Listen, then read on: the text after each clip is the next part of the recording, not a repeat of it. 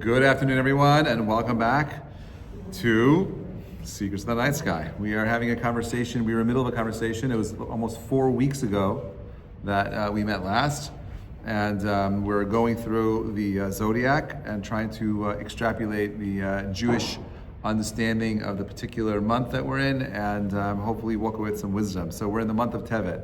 Last time we met, we were talking about the month of Kislev. Kislev and Tevet, and the next few months beyond that, Shvat and Adar, are all part of the winter solstice months. So the Jewish calendar can be divided into two sections: the wintry months and the summery months, or the dark months versus the light months.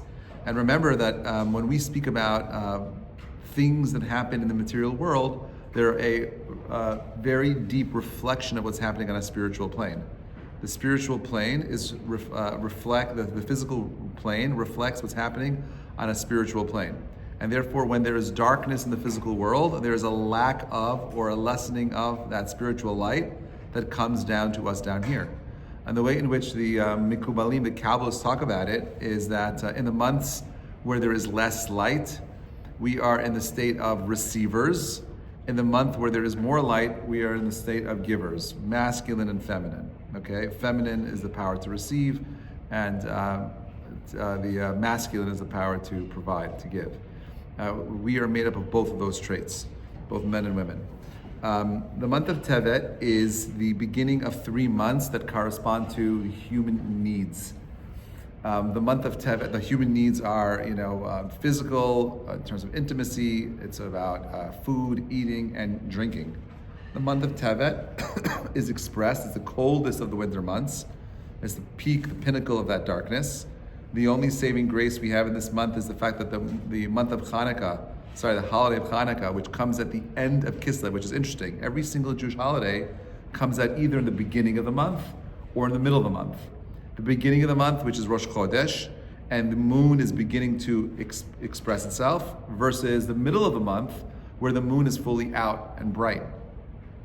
Hanukkah is the only Jewish holiday that comes out at the end of the month at a time of the year where it is the darkest, the darkness of darkness, the darkest part of the year, the darkest time of everything, the beginning of the end of the winter solstice, the pinnacle of the darkness in the world, and not only in the year and the month itself. Now, what's interesting is that it's also a holiday that overlaps between 2 months.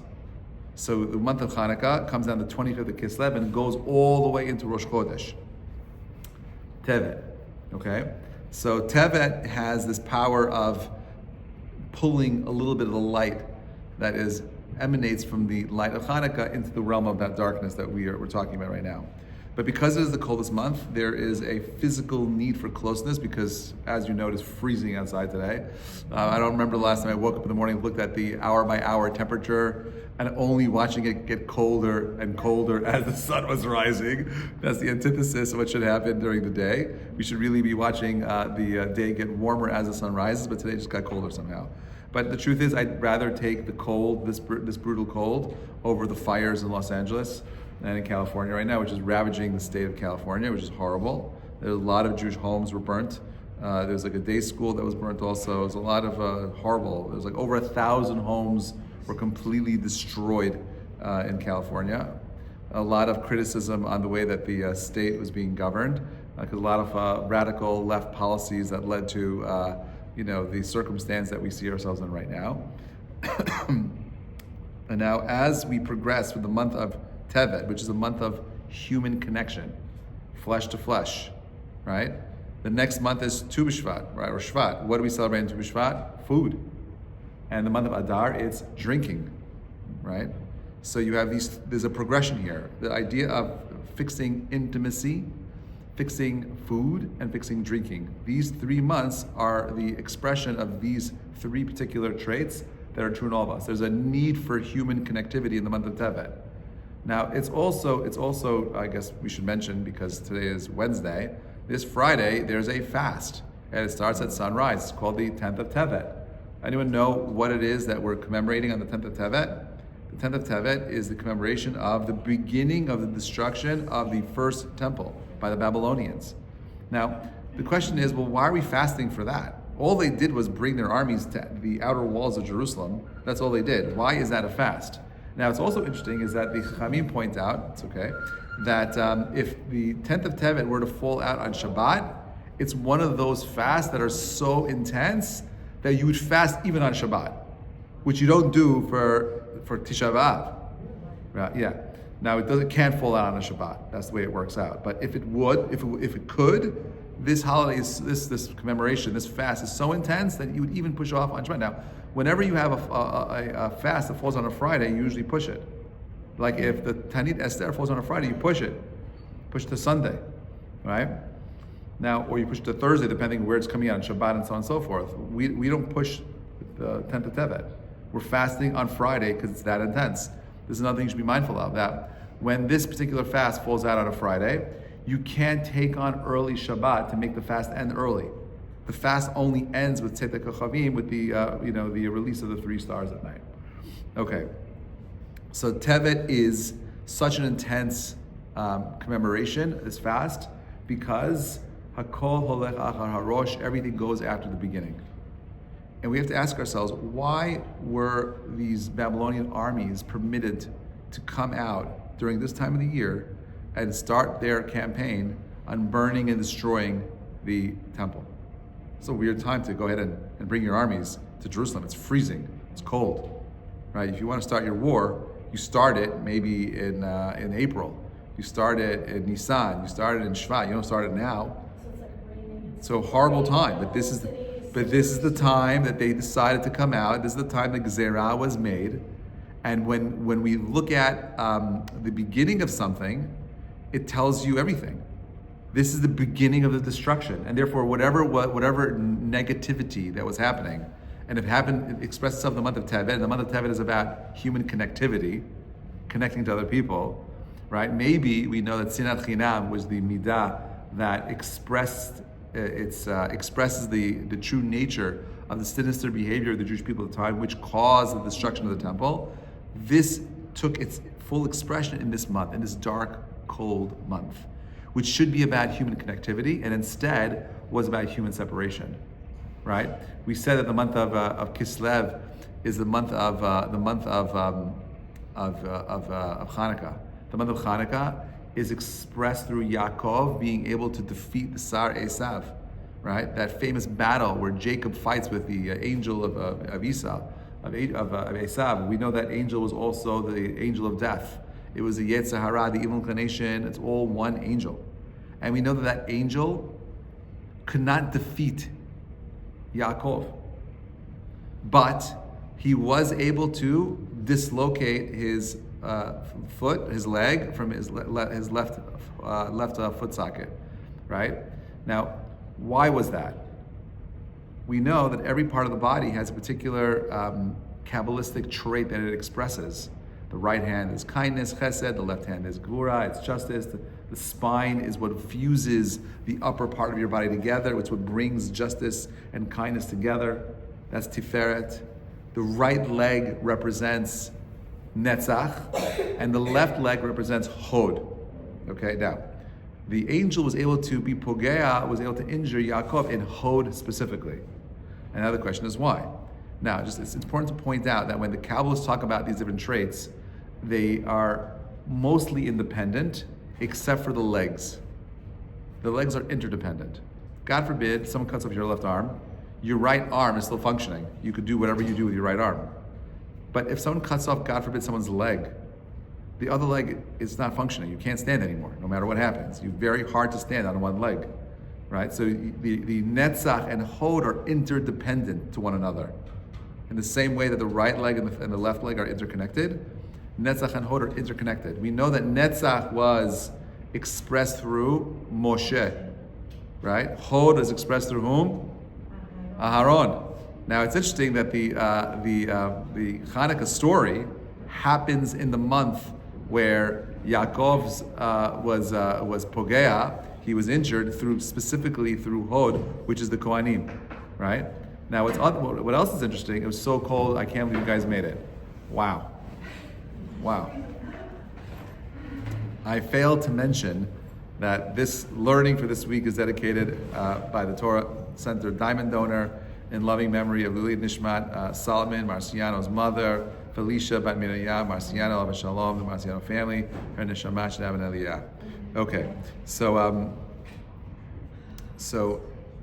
why is it that particular trait that the malach of Esav able to be pogea Yaakov? Simply because there's something about Hod that we don't understand. Hod is the power of beauty, which was what the Greeks were corrupting, that there was a objective, definable beauty. It was not subjective anymore. And Hod also expresses not just beauty, but also humility. And there's no humility between two people, you can't begin to love that person. Because I got all the answers, I figured it out, I understand it, you don't tell me what to do, I got it. So the lack of humility is what begins to express the downfall of the Jewish people around that time in history. How is it expressed? When Rabbi Akiva's students stopped dying, what was the date? It was Lag BaOmer. What is the midah? What is the sign of Lag BaOmer? It's Hod Sheve Hod, a double expression of Hod. When Hod is fixed, that's when the dying stops, right? So this is the month that we were in. The beginning of the end has to do with a lack of humility, a lack of ability of connecting to the people around us.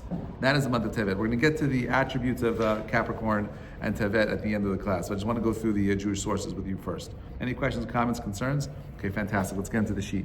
We're on page 1, source number 1, Sefer Yetzirah. The Sefer Yetzirah was written by, the tradition is by whom? By Avraham Avinu, Abraham. It's one of the oldest Jewish texts that exist in the world. And this is what he said. The month of Tevet was formed by means of the letter Ayin. Letter Ayin, okay, represents the power of sight, but it also, its nature is anger. Its sign is the mountain goat, the Gedi. Capricorn, its organ is the liver, Kaved. The Kaved has to do with what? Kavod, with honor. Okay, there's a very deep correlation here. So the Capricorns are very quick to getting angry. Okay, they have a hard time with humility because of their anger issues. Okay, we'll unpack that as we move on.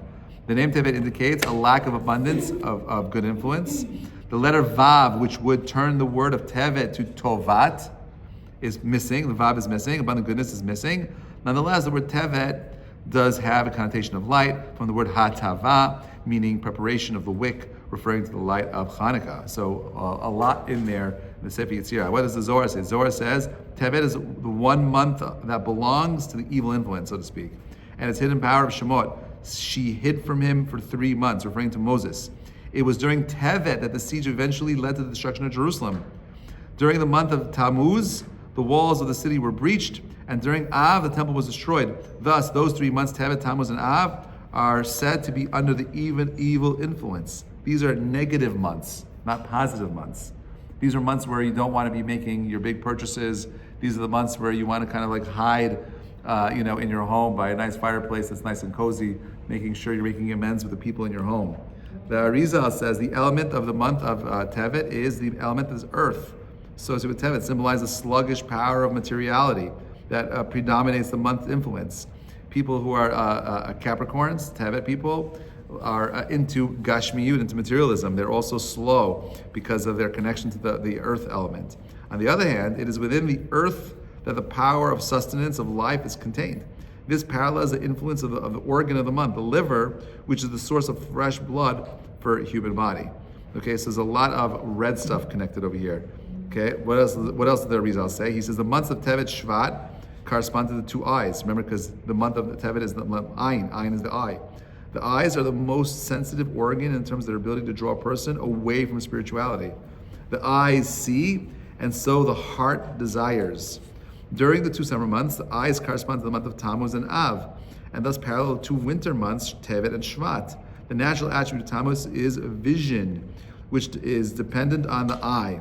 This is where evil finds its first base of influence. The sign of Tammuz, the Sartan, crab of Cancer, contains the words Sotan, hostility, together with the letter Resh, right? Signify motion and fluctuation. According to Nachmanides' Tevet signs, the goat is associated with evil. Why? Goats are known to rush into doing things. They're a little bit more impulsive. Capricorns can be very impulsive.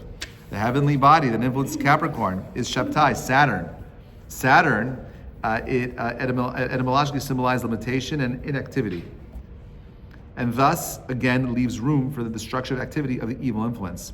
In its positive aspect, Saturn symbolizes the power of deep understanding and contemplation associated with the Shabbat, the refraining from mundane activity in order to experience the transcendental. So remember that every single trait that expresses itself in the physical world can be taken to any one extreme, positive or negative. What's our goal? Balance.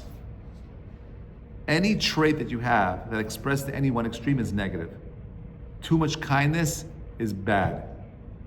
Too much justice is bad. Too much balance can be bad. When someone is balanced, that often leads to inaction.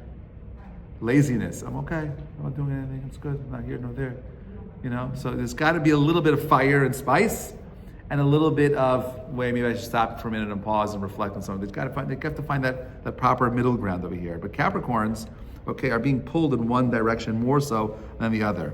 B'nai Yisachar, he says on the discourse of Tevet, the tribe of the month is the tribe of Dan, symbolizing the month of severe judgment, Din. That is, it signifies the power of Esav, which judges the Jewish people harshly for their having forsaken the Torah and its ways. In the desert encampments, the Jewish people, the tribes of Dan, was the north, from where issues darkness and the judgment, the place in the world where the sun is hiding, so to speak. The north is also associated with amassing of material wealth. It was from there that Midrash explains the tribe of Dan received the gold and contributed to the making of the golden calf. This is one of the meanings of the rabbinic proverb, Harotzot she'ezer yatzpin. He who wants wealth should hide himself. He who wants to attain wealth should face north, right? So, now we said it's the month of Esav. Now what you may not know about the month of Tevet is that the month of Tevet is where the Septuagint took place. Anyone know what the Septuagint is? The Septuagint is the translation of the Torah into 70 languages. So that's a Septuagint, 70, right? But it was originally in Greek, right? And then Latin. Now, this is considered to be the darkest day of the Jewish calendar. Now, it happened on the 7th of Tevet, right? Which I think was yesterday, right? Or today. What's today's date? I don't know. Yesterday, 7th of Tevet. What's that? No, well, the 7th of Tevet, not January 7th, right? Which was the Hebrew month. Somehow Tevet and January is our lighting this year. Yeah. Okay, so now, we also know that something else happened during this time of the year, right? We know that Abraham died on the 9th of Tevet, right? Sorry, he died on the 8th of Tevet, which means on the 9th of Tevet is the day that Esav decided to reject his Judaism. Remember that Esav decides that Judaism is not for him when he comes in asking Yaakov for the lentils, and he gives away the birthright. That's the month we're in right now. This is the month of his death. So if Abraham dies on the 8th, right, that means that Esav on the 9th already chooses to walk away from his Judaism. The 10th is the worst possible day. It is a day of the Septuagint. Now, what's so bad about translating the Torah? Okay, so this is my way of understanding it. How many times have you had a conversation with someone that was nuanced? And it was nuanced for a reason. You don't want to be too explicit. You want there to be some room for interpretation. Now, what if I was to create a reality where I was removing all ability for nuance to exist within yourself? People walk around thinking they understand you when there's more nuance to you they can't see because you can't express it. When the Greeks decided to translate the Torah from Hebrew into Greek, they took away all the nuance of the Torah. There's no room to interpret it any other way. There's one interpretation. There's one explanation. And that reduces the Torah's brilliance. And I think more importantly, what it does is it creates this fictitious perception that you understand what's being said, when in fact you don't. Oh, I read the Torah. I read the words. I know what it means. It means this. That's not how it works in Hebrew. There's so much meaning behind each letter, each word, each pasuk. There's so much that's trying to express itself. When you translate it, you limit it into a small little box, and it creates this fake perception that you understand what's going on. It reduces your humility. It reduces your ability to see the nuance in the other person, the faces and facets that make you are gone. It's blurred. It's just one interpretation. That's what this month represents. The inability to express truth. It's so dark, you can't see the truth. It's like looking through a tinted window. You think you understand what you're seeing, but you're not seeing the full picture. You're only seeing little cracks of light that are reflecting through that glass because it's just too tinted for you to see all of it. That is the limitation of this month. That is the darkness of the month that we're in. It's the month that we lost our truth. It's the month that Esav, the twin brother of Yaakov, loses his truth. The month that Abraham's light was concealed and put out. People in the month number 7, people in the month of under the sign of Capricorn are strongly drawn to desire to amass material wealth. This tendency expressed in the letter Ayin. The letter of the month, as well as the right eye, the facial organ of the month. The negative, romantically falsified aspect of the eye is that it lends itself to the impatient ambition. And this acts as a complement to the brazenness of the mountain goat, Capricorn. The Hebrew word for the mountain goat is Gedi Izim, related to the word of the strength of the fierceness, Izuz, right? It's interesting to note that Yaakov and Esav share one letter in their name. And it's the letter Ayin. Now, what's the difference between Yaakov's Ayin and Esav's Ayin? Now, what's fascinating, what's that? Ayin, Ra, and Ayin Tov, that's right. So what's fascinating is that later on in history, there's someone by the name of Korach, right? And the pasuk says, Korach ben Yitzhar ben Kahad ben Levi, and Rashi asks over there, why does the pasuk not say Yaakov? Why does it start with Levi? So what does Rashi say? He quotes the Midrash, and he says that Yaakov uses his eye to look into the future and says, I don't want to be associated with Korach. Now, it's interesting that it used the eye over there. Now, later on, when it talks about Korach's downfall, it says that Korach uses his eye to look into the future, and he sees in the future that he's going to have descendants, 24 Leviim, and Kohanim that come from him. So he uses his perception for his selfish reasons, and he says, you know what? Must be in this machloka with Moshe, I'm right. And therefore, I'm going to go ahead and carry out my battle against Moses. And it was all selfish. It was all about Korach is a wealthy guy, he's amassing his wealth. It's about the negative eye, the eye that perceives reality and thinks and understands, the eye that lacks humility, the Ayin Ra, versus the Ayin Tov that Yaakov had, which is all about the humility to recognize, I don't know. And I need to spend more time being humble enough to learn from everybody, even from my brother Yaakov, even from Lavan, from everybody. So Yaakov represents his whole life struggle was having an Ayin Tov, the good eye.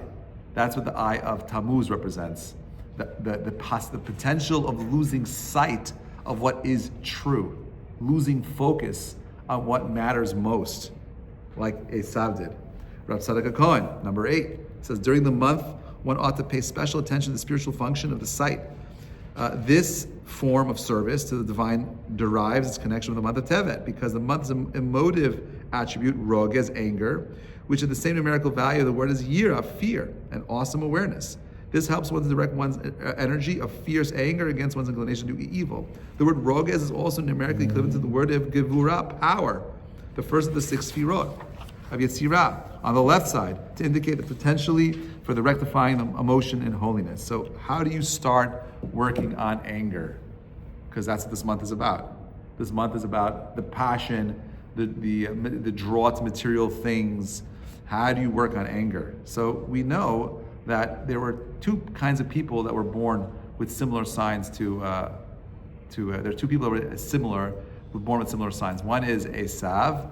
And who was similar to Esav? Esav was a fire sign, red hair, blue eyes, love blood, right? Who was like him? David HaMelech was also the gingy, blue-eyed young guy who ran around. But the difference is that David uses his lust for strength and power, materialism, to vanquish the enemies of Israel and to build the temple. Esav used that same exact midah for himself. When you elevate a negative trait into something positive, it becomes constructive. When you use the negative trait for the self, it becomes destructive. It's always destructive. Rabbi Akiva. Number 9, evil uses this month the power to overcome the holiness of Israel. The salvation of the various negative attributes of Tevet can bring a person to great spiritual attainment and increase one's ability to function in the world. Because the downfall of the power of Esav, the power of evil. Ayin symbolizes the power of Esav. It crouched and bent from bespeaking the future downfall of Esav. This depends on the rectification of the sense of sight contained in the eye. The Hebrew for ayin, eye is ayin, so that it stays clear of evil influences. Within the realm of holiness, the letter ayin, with its numerical value of 70, denotes the 70 faces of the Torah, the 70 means of interpretation. Shivim panim Torah. Those who humble themselves before God merit this multivarious understanding. Through it, one attains the power to subdue the evil influence of all the nations of the world. The power of 70. We know that Yosef spoke 70 languages. 70 has to do with all the umot ha'olam. 70 is the greatest expression of 7, right? What does 70 really represent? Yain is 70. We say nichnas yain yotze sod, right? When the wine comes out, when the secrets come out, you're able to reveal, right, the sod. Nichnas yain, when the wine goes in, you reveal the sod. Sod is also, right now, more than that. 70 represents 10 times 7, which in Judaism, the first time you take a number and you multiply 10, that is the greatest expression of that number. Beyond that is the same expression.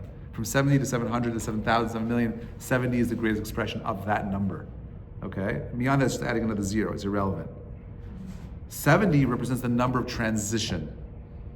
Why? The first time you see the number 7 comes up, what's it reference to? Shabbat. What is Shabbat? Ben Kodesh lechol. It's transitioning me away from the chol, the mundane work week, to the Shabbat. I'm elevating time to something else. 70 is the greatest expression of that transition. So, for example, on Friday night, what do? We make something called kiddush. We use something called wine. Why? Wine represents the power of transition of 70, of moving from one state to another state. I'm moving myself from the wine away from the Shabbat, because I'm away from the work week, into my Shabbat. I'm using the influence of the wine to transition, to move me spiritually and physically from one state into another state, opening myself up to the state of the holiness of Shabbat. I don't think about it. I mean, I do think about it, but most people don't think about it. And we should be thinking about it. How do we really accept the Shabbat? Are we really elevating that moment in time when we make that kiddush from one state to another state? Are we allowing, some people don't want to drink the wine. No, drink the wine. It's okay. It's okay to feel that little tingle in your head. It's there for a reason. It's there to help amplify this concept of you accepting the holiness of Shabbat. If you're not willing to open to receive the Shabbat, you won't feel the Shabbat. That's the hubris of the eye. Oh, I see it all. It's clear. It's interesting. What's more profound as far as getting to the truth, the eye or the ear? Now we say that seeing is believing, which is true, but seeing isn't always the truth. Sometimes I could see a mirage and it could trick me. Right? Hearing is a better faculty to getting to truth, which is why we spend so much time in the Gemara to learn how to listen. Tashma, come and listen. Every single Gemara. Tashma, come and listen. I want you to learn how to listen. By the way, it's interesting that hearing is a feminine trait, whereas seeing is a masculine trait, right? Men get excited by what they see, women get excited by what they hear, right? So the whole concept of training a guy in Talmudic discourse is to train him to become more aligned with this feminine faculty of hearing. Not to always be so motivated by what he sees, but learn to question, to learn to humble the eye through the power of hearing. The month of Tevet is only about the eye. It's only about the seeing. It's the greatest expression of seeing, which leads to the translation of the Chumash, which could only be seen in one way. We're limiting it. And the only way to break away from that limiting nature of the eye is to have a discussion of the Torah Shebaal Peh. The conversation of how do we understand this verse? How do we break it down? What are the nuances in Bereshit bara Elokim et Shemayim v'haaretz? Yeah. So interesting, today's month is represented by the tribe of Dan. Yes. And Dan only has one son. And his son, Hushim, couldn't hear. Couldn't hear. And when Yaakov Avinu is about to be buried, they sent Naphtali to Egypt Right, to get the right. certificate. Right, and Hushim is the one that. And guess what? Hushim doesn't understand what's going on. He just chop up the head Right. of Of Esau. Esau, because he's only using his eyes. That's great. That's a great point. Great point. I have to make a note to add that into my sheet. Yeah. Well, something else. Dag, fish is also 7. That's right. Dag is also 7. There's lots of 7 numbers, which is why we eat Dag on Shabbat. We want to kind of constantly be mindful of this idea of 7, 7, 7, 7, 7. But the number 7 is always the expression of the transition. When I marry my couples under the chuppah, I often like to say that the reason why we're bringing wine under the chuppah is to transition the couple from one state to another state. Right? That's the idea of Kiddusha under the chuppah. I want to transition them from 2 individuals to becoming one entity. Right? The couple, that's the unit. Right? That's what the wine is for under the chuppah. Wine is always used to create a transitionary movement from one state to another state. That is the 70, that is the Shivim Kadim Torah, the insight of, oh my gosh, I have a different perspective. I'm looking at the Torah from a different vista, a different place, and I have a new understanding that opens up my mind. You have 70 elders that are there to express 70 different perspectives of seeing the Torah. That's supposed to humble every other person in the room that there's another way of seeing things. But we don't walk around that humility anymore. That's where the Yetzer Hara and the Sar Esau was able to be Pogei Yaakov. He's able to get in the hood, in the left leg. You can't have Netzach, infinity, the right leg, without the left leg. Infinity doesn't work without humility. Everything comes to an end. I don't understand everything. You want to connect to the infinite, like Moshe, you have to become the most humble man that ever lived. Right? There's a duality there that we lose. Rabbi, one thing, yeah. I just heard it this morning before I came. I was in a class, that's why I was late. So Mrs. Hillary said, I thought the reason why we eat fish is because the fish always open their eyes. And, Yeah. they always They can't close their eyes. But she said that fish also is a sign, when you bless your kids. Yes, Big Dularov. It's about Menashe and Ephraim. Yes. And it represents fish survive. Correct. And so that, when we eat fish and when we bless kids, like on Friday night, Yeah. is to bless them to, no matter where you are, You have should to always survive. Yes. It's also the fish are unable to get ayin hara. They're under the water, they're unseen. What's also fascinating about fish, my son asked me this when he was, I think, 5 years old, Akiva. He says to me, Abba, why didn't they ever bring fish as sacrifices on the temple? It's a great question. I'm like, that's a great question. I never thought about it before. So I said my off-the-cuff answer was because Jerusalem was so far from the water. But my deeper answer, you have to carry fish all the way through smell and stink. Who wants that? You don't want, but my deeper answer was that the fish, you don't make a bracha on shchita, on a fish. There's no blessing to slaughter a fish. Isn't that interesting? Why is that? You just cut a fish and you eat it. Sushi, just pop it in, just throw it in. You can swallow a goldfish. You do whatever you want, right? But when it comes to meat or poultry, you got to shecht it. There's a bracha. There's this very specific process. Now we know from the time of Noach that the fish were not engaged on the sins of man on earth, but all the walking creatures were. So on a spiritual plane, all the animals that walked on the earth were downgraded spiritually. And we are upgrading them through the slaughtering process of making the bracha on them. The fish don't need that. You can't sacrifice the fish because they're already in a state of perfection. There's nothing to bring up. There's no aliyah happening in the slaughtering of the fish. They're already in a closed spiritual state. They were not tainted by the sin of man. And that's why we don't bring the fish as an offering, because part of the offering experience is that in the same way I'm elevating this animal, I want to be elevating myself. In the same way this animal, meat, there's no comparison to that between a human and a fish. And that was my second answer to him. Anyway, fine. So it's that. Must have legs, the fish don't have legs. Yeah, it's true. They don't have legs. And birds have like legs in ways that that we don't have legs also. But anyway, Rabbeinu Bachia, number 10. The nation associated with the sign of Capricorn is the Philistine nation. For this reason, Samson from the tribe of Dan gave the Philistine's wife a goat as a gift. He wanted to purify the evil influence of the Philistines at the root. The Philistines were always a problem with the Jewish people. And as is stated in the book of Joshua, the judges, when Israel did evil in God's eyes, they were delivered into the hands of the Philistines, which is interesting because we're still dealing with this right now. Same Philistine problem, different Philistines, different time. And it's interesting because I said months ago that by Hanukkah, the hostages would be returned. And unfortunately, they have not been returned yet. I don't know what happened. Something changed. What do you think something changed? Something spiritually changed because we were in a place months ago of a spiritual opening, of new potential. Because of Hanukkah. Not because of Hanukkah, because the world changed. After Rosh Hashanah, something changed this year, qualitatively of the year. And from my own, stuff that I do, I saw an opening for the hostages to come out. But something blocked it for some reason. I don't know what it was. Right now, there was an article today, all the hostages to be returned soon, but the likelihood of them surviving is very low.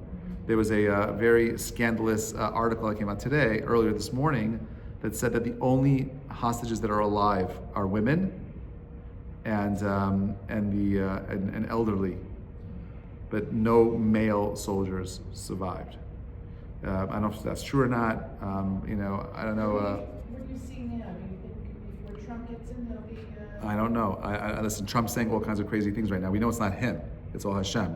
A leader has no free will. Yeah, right. But now Greenland's becoming Trumpland, and the Gulf of Mexico is the Gulf of America. It's like, it's like, what's that? It's all Azariah. No, it's not all Chazarah. It's all part of it. Like it's Trump represents Esav.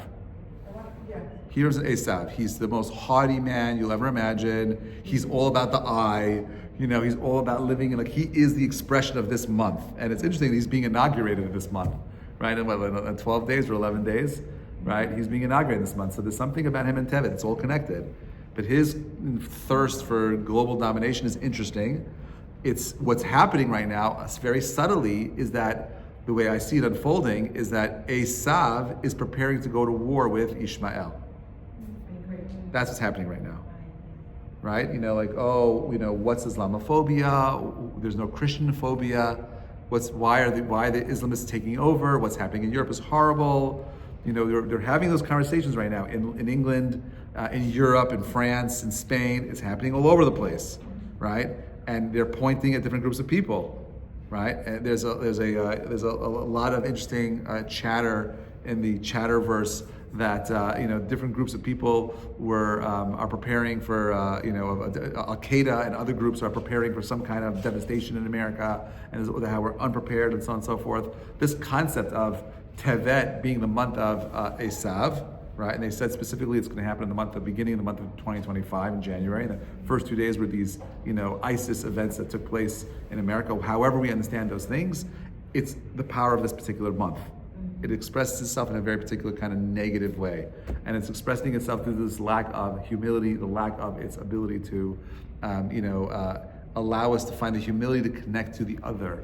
The Sinat Chinam expresses itself to a point where we end up now in this month watching the walls become surrounded with the Babylonians, only for the next few months for the whole entire story to unfold with the utter eradication of the Beit HaMikdash. Now remember that while the second Beit HaMikdash existed in all its glory with Herod, the builder, building the Beit HaMikdash and expressing it in this most beautiful way, it was just a vassal, secondary, expression of the second Beit HaMikdash. There was no miracles in the second Beit HaMikdash. The whole miracle of Hanukkah happens in the Second Temple era, but not on a public level. It happens only for the Kohanim, for the Cheshmonaim in the temple. It's a weird thing. It's a very small thing. Every other miracle that we celebrate is on a national level. Everyone saw it. Pesach, Shavuot, Yom Kippur, Sukkot are massive national holidays of national miracles, where Hanukkah represents something completely different. Even Purim is a national holiday. But Hanukkah is a small little thing for a small group of people, a light that lasted, and how long it lasted, it's unclear. All of it's unclear. It's the beginning of the fuzziness of everything that Judaism expresses, because it was expressed with the most amount of clarity. We lost that clarity. In this month, it begins to wane and disappear. Okay? You don't have any feeling about it? I know that Trump will make a big deal about it, and there's certainly going to be a kind of pressure that's going to come on January 20th. What's that? Even yesterday, Oh, he's ramping up the pressure. There's pressure, and everyone's putting pressure on the Palestinians right now because they're the ones that's holding it up. At Qatar, everyone's saying it's them right now. So we'll see what happens. Anything at this point is better. There's very little for them to negotiate with. There's only 20 hostages, mostly women. We want all the bodies. They took out 2 Arab bodies today. It's just it's a horrible, horrible, horrible, horrible thing. It's terrible. Terrible, terrible. Okay, Pri Tzadik, number 11. During the month of Tevet, one ought to arouse within his heart intense fear and awe of God. How are you working your Yiras Shamayim? The influence of Yosef is strongly felt during the month of Tevet. For on the Sabbath of this month, we read the Torah at the end of the story of Joseph's sojourn in Egypt. The intense insecurity of Joseph must have felt at that time, in according to astrology, one of the character traits of Capricorn, who's always looking for nutrients from people around him. The real nutrients is derived from the following the spiritual path. How do you go ahead and create a place where you're actually able to grow? Is by having a real path. If you are feeling stuck, if you're feeling sad, it's because you're aimless. Aimless, you don't have clear goals. It's when you have direction, you're able to grow and become something more. When the eye is blind, you can't go forward. I've closed all the lights right now, you're stuck. Where do I go? But having your sight means you have direction. It means you know exactly where you'd like to end up. If you don't have clear goals set in front of you, you're aimless, you're stuck, you're depressed. And therefore, the month that we're in right now is a month where we're staying home. We're inward. It's an inward month, babayit, within ourselves, bifnim, right? It's a time for clarifying where we want to go. Well, what do you want your summer to look like? The months of light that are coming, right? You have to start thinking about it now, right? This is for the goyim. It's the New Year's. What do we talk about? My diet. I'm going to go to the gym now. I got to look good for the summer. I got to get my summer bod back. It's just like it's the beginning of that. But they're right and they're wrong. They're right that this is the time for New Year's resolutions, so to speak. But they're wrong in applying those things to only material things. They should also be applied to spiritual things. That's what the Pri Tzadik says. Ibid. He says the nature of the goat to try to be first is also part of the Capricorn's character. Yet brazenness to the part of holiness overcomes brazenness on the part of impurity. This month obligates a person to remove all stumbling blocks in his path to spiritual life. The root of these stumbling blocks lies in the desecration of the mark of the covenant, right? When you are unable to protect your breed, right? If you don't have your emotions under control, if you're someone who's just driven by your passions, which is the month of Capricorn, you can't grow spiritually because you're defined by your material self and not by your spiritual self. To be Jewish means that you have a clear understanding of your Jewish path. I'm not saying you have to become the greatest Rebbitzin in the world. That's not for me to judge. But there has to be something that you're growing and developing with time. Small little things over long periods of time make massive, massive changes in the future. That's all we want. Find your thing that's holding you back from your spiritual growth and invest in it. Own it. If you're not making your life happen, you're letting your life happen. You're letting the month and its power, its mazal, to define you. And what you don't understand that you are a spiritual vessel that has the ability of breaking out of the mazal. You're not defined by the script. You could write your own script. If you could write your own story, what story would you tell? If you could rewrite what it means to be you right now, where would you go? What would you do? Don't allow time. Time doesn't exist. It's fake. There's only now. That's true. The past and the present are irrelevant. I don't operate there. I don't care about the past and the future, I mean. The present is the only thing I care about. The present is the only place that I can interface with God. It's the only place I can interface with me. What happened, it's over. It's God. What will happen, I can't control it. What can I control? Right here, right now. What I do right here, right now matters the most. What happens later, it's up to God. I'm not in control of the results. I'm in control of the action. Where does the action happen? Right here, right now. What happens when you walk up the stairs or the elevator and you go out of the building? That's what matters. How do you plan for that? Now. Where do you want to go? Where do you want to be? If you're unclear, you're aimless, you're stuck, and you're depressed. You cannot grow. You cannot build. You cannot create unity, and you cannot build relationships from a dark, depressed place. It only happens from a place of strength and growth, a place of simcha. Simcha is expansiveness. It's opening myself up. It's becoming bigger. It's not being small. It's the opposite of being small. The opposite of depressed. Depressed is literally depressed. The D, it's broken. The Dalet is depressed, right? The Gimel, the Gomel Dalim, the Gimel is always running after the Dalet. That's why he's got that leg over there. The Dalet is poor. Two intersecting lines going nowhere is depressed. The He is Simcha, expansiveness, growing outward, right? So now we're in the depressed month. And it's funny because we move from this depressing month to another one, and there's a little bit more light into the month of what? Adar, Bishnichus Adar. Marbeh besimcha means that I'm working on bringing in the happiness after the depression of the winter. I'm doing it. It's you.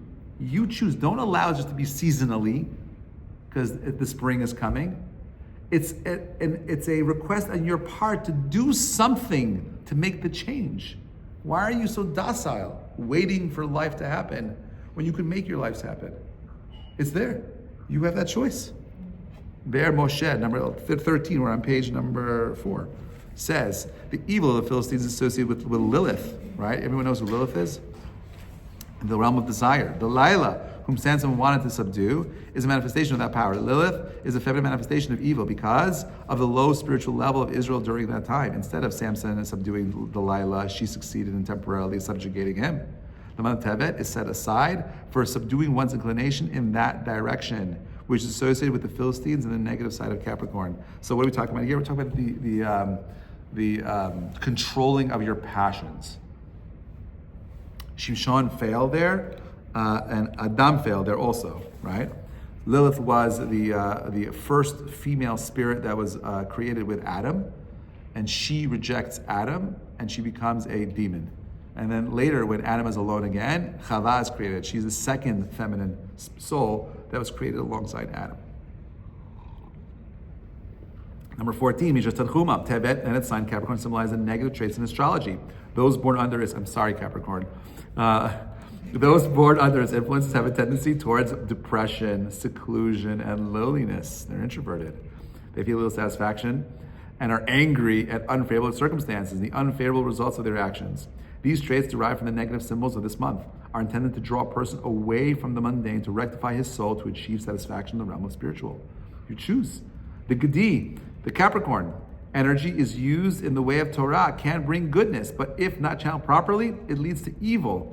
This evil befell us as a result of the translation of the Torah into Greek, which brought in many years later the breaching of the walls of Jerusalem and eventually the destruction of the Holy Temple, which occurred during the summer months that correspond to the month of Tevet, the month of Tammuz, whose sign is Sartan, Cancer. Right, Yaakov Emden, last source over here, then we're going to go into the actual trait itself. The symbol of the purity of Yesod is a tzaddik, right? The symbol of purity of Yesod is a tzaddik, whose energy brought about the victory of Hanukkah, and which rectifies the evil of Tevet. Yosef, the personification of Yesod, right? Yosef is Yesod, Netzach Hod Yesod, okay? Malchut is David, is the holy correspondent to Esav, and does war with him. Yosef was born during Tammuz, Cancer.